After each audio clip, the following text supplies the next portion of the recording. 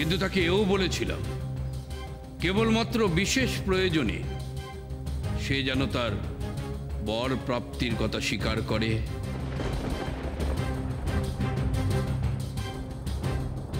এবং কেবলমাত্র প্রয়োজনেই এই ক্ষমতা প্রয়োগ করে। কিন্তু একটি শর্তও রেখেছিলাম, বর প্রদানকালে সে যেহেতু পৃষ্ঠ প্রদর্শন করেছিল, তাই এই বর প্রয়োগকালে সে যদি কোনোভাবে পৃষ্ঠ প্রদর্শন করে তাহলে সে দেবতাদের কাছে পরাস্ত হবে,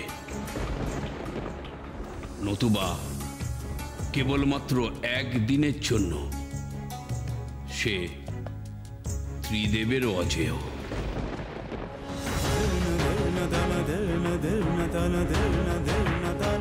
এ আপনি কি করেছেন পিতা? একে মহাসুর বলি জাগরিত হয়েছে। এখন তো এই বর প্রয়োগ করে হোলিকা স্বর্গরাজ্য অধিগ্রহণ করবে।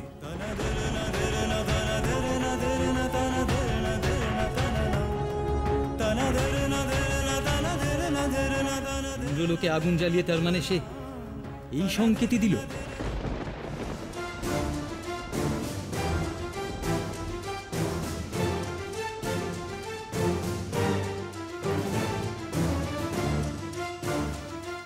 প্রজাপতি,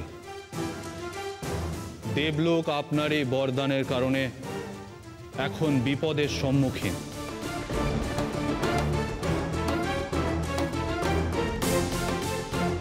এক্ষেত্রে আমরাও কিছু করতে পারবো না।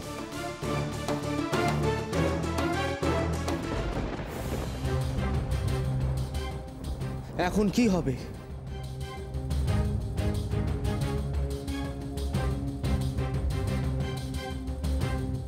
পিতা বরদান করেছেন ঠিকই, কিন্তু শর্তও তো দিয়েছেন।